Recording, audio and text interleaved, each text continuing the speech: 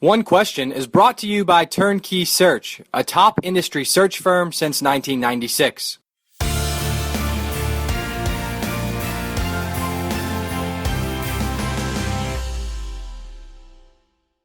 Okay, so David, you and I traded emails prior to this conversation, and you made an interesting statement within one of the emails, and that's where I want to start, which is that your all's geographic location can both be challenging in the context of college athletics, but there's a lot of positives there too. So why do you feel that way?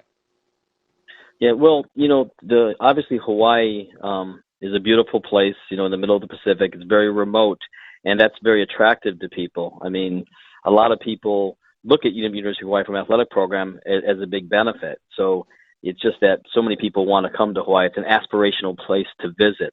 That said, it obviously poses some unique challenges. The fact that you're 2,500 miles away from your closest competition, our travel costs on average would be about 1.2 million more than the average mid-major. So that challenge of distance for recruiting and for sometimes people getting homesick is something you have to factor in. But overall, like I said, it's our greatest asset, but there's just challenges along with it. You mentioned the recruiting factor in there, and that's one thing I wanted to ask about. In terms of identifying the right type of prospective student athlete, beyond simply ability to excel in the classroom and the ability to excel on the court of play or on the field of play, how do your coaches vet that homesick issue that you mentioned? And is it an issue that you feel like maybe you guys are getting better at or you've gotten better at over the years? Yeah, well, I've been around the program since 1993. I worked in athletics in the ticket office back for 5-6 years, and then I just came back about less than a year ago. I think definitely the department has gotten much better at it, and the coaches have gotten a better feel for it. A lot of it is just getting to know the student athlete. I mean, I think a big benefit to us playing a lot of our games, on the West Coast and the Big West Conference is that obviously for our basketball teams or our volleyball teams, they're going to the West Coast. So if they're from California kids, I think it gives us an advantage for a lot of those California kids because they know that they're going to be able to see them at home, 4 times a year, 5 times a year, whatever the schedule dictates. But what I believe is our coaches just have to they have another facet to recruiting to that really fit. Will this person be a fit for Hawaii, and how will their family react to that? And the neat thing is, we see a lot of parents coming over during tournaments, coming to Hawaii. It's also a great excuse to visit Paradise to see your student athlete, your child play in a Division I game. So some of the narrative around your all's department in the last, say, 12 to 24 months, and maybe a little longer, of course, are the financial challenges, maybe a little bit of the struggles of football, but there are a number of programs, volleyball off the top of my head. Certainly men's basketball and women's basketball just made the tournament. Baseball's had a lot of success. What is it about the leadership in those programs that fits with the institution and the fabric maybe of your state more so as well, that you point to and say, if I can find a coach in every sport that exemplifies these characteristics that are unique to Hawaii, what would those be?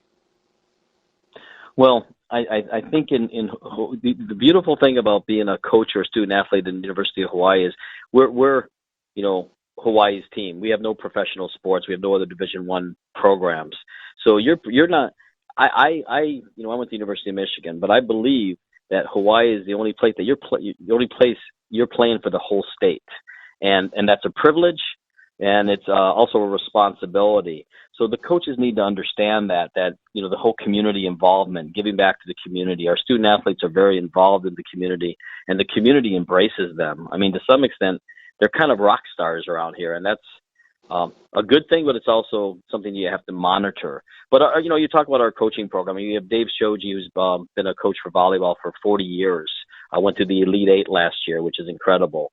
Charlie Wade's the volleyball coach who came back, who's at Pacific for a while, but he was in Hawaii. He understands the culture, the aloha spirit. I mean, it embodies him. He went to the NCAA finals last year. We have a water polo team who came in 7th in the nation last year. She's a local girl who was played at UCLA and was on the national team. And then recently our basketball, Ron Gannat, actually he was my first hire I hired him technically before I took the job. I was volunteering at the time when I was transitioning in. He's someone who wants to be here, loves Hawaii, and he's just authentic. And that's what we need here. And I could go on, but our women's basketball coach is the same way, Laura Beeman. It's people who want to be here and who really, who just love Hawaii and what it represents and get that aloha spirit. What are the challenges as the athletic director of a department that is truly the state's team, as you just described? What are the challenges as an AD from an external standpoint that there's maybe acute criticism more so than you would find at a number of places that doesn't have this same profile? Yeah, it's interesting. I would say not on a national level, but on a local level, we get probably more media coverage than anywhere in the country. We have our own local TV deal, which is really good. We're kind of the sports page, just looking at any given day.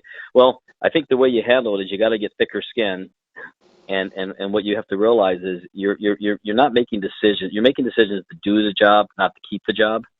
So it's you just really have to focus on doing what you believe is right and realizing that any decision you make, and any athletic director knows this wherever they're from, is that any decision you make, not everyone's going to agree with it. The thing about here is it's just a little more visible on a daily basis. And that's today's One Question, brought to you by Turnkey Search, a top industry search firm since 1996.